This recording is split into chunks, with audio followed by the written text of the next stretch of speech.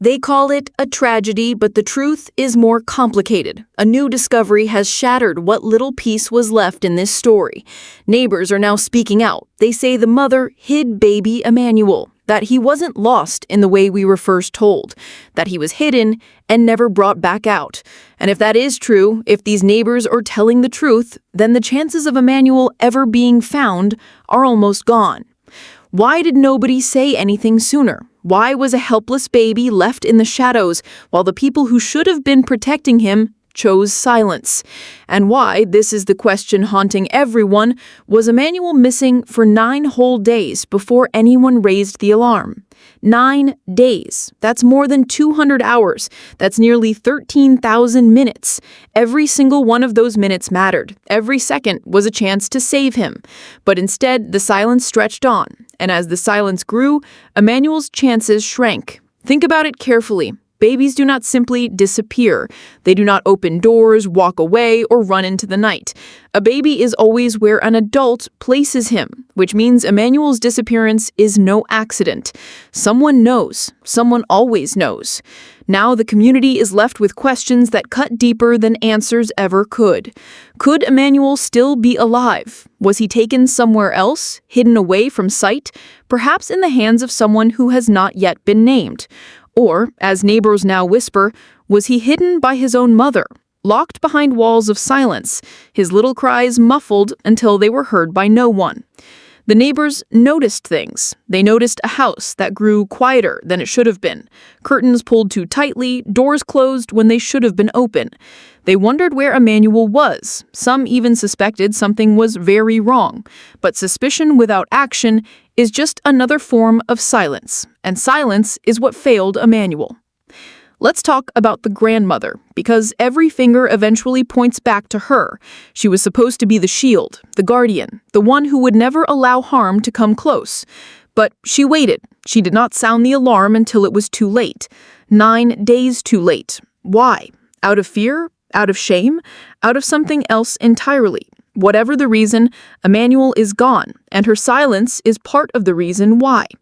Every delay was a choice. Every day without a report was a decision. And those decisions may have erased Emanuel's chance of being found alive. That's what makes this story so painful, because it didn't have to happen this way. Imagine if the alarm had been raised the very first day. Police could have searched immediately. They could have spoken to neighbors while their memories were fresh. They could have traced every sound, every step, every piece of evidence. Instead, by the time the truth came out, the trail had gone cold, too cold. And now the haunting truth, Emanuel may never be found.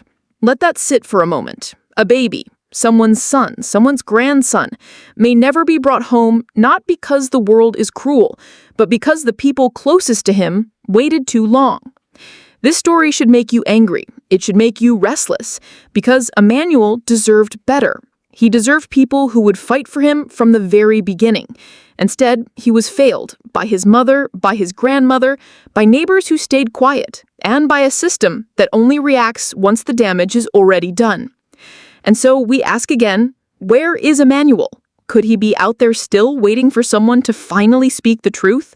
Or is he hidden forever, buried beneath excuses, delays, and denials? Some say the mother knows more than she has revealed. Some say the grandmother's silence is unforgivable. Some say the neighbors should have spoken up. But the reality is this: finger-pointing will not bring Emanuel back. What it does show, however, is the terrifying truth about what happens when silence replaces action. Think about your role in this. If it were your community, your neighbor, your family, what would you have done? Would you have stayed quiet for 9 days? Or would you have spoken up the moment you knew something wasn't right? And that is why this story matters, because Emanuel's disappearance is not just about one baby. It is about every child who slips away because adults failed to act. It is about every voice that chose comfort over courage. It is about the difference between saving a child and losing one forever. Now, Emanuel's game should not fade away. His story should not be forgotten. If you're listening, make sure it doesn't end here. Subscribe to stay with us as we follow this case. Share your thoughts. What do you think could have been done differently? Who should have spoken sooner? Who should be held responsible? Because if we allow Emmanuel's story to fade away, then silence wins again. And silence is the reason baby Emmanuel may never be found. Authorities have confirmed what many feared. The first official report of baby Emmanuel's disappearance was filed 9 full days after he was last seen. In cases involving children, the first hours are critical. Those first moments often determine whether a child is found safe or lost forever. Yet in Emmanuel's case, nearly a week and a half passed before anyone outside the household knew he was missing. This delay raises serious questions. Why was it allowed to happen? Who knew the baby was gone during those 9 days? And what prevented immediate action?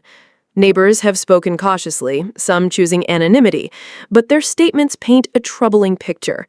Several residents claim they noticed changes in the household long before the missing persons report was filed. They described drawn curtains, unusual quiet, and the absence of Emmanuel's familiar sounds. One neighbor stated, "It was too quiet, and we all wondered why we didn't hear the baby anymore." Such observations, while not evidence on their own, have added fuel to speculation that Emmanuel was concealed rather than lost. Some neighbors allege that the mother herself may have hidden the child. Others point to the grandmother, accusing her of negligence, saying she failed to sound the alarm at the earliest possible moment.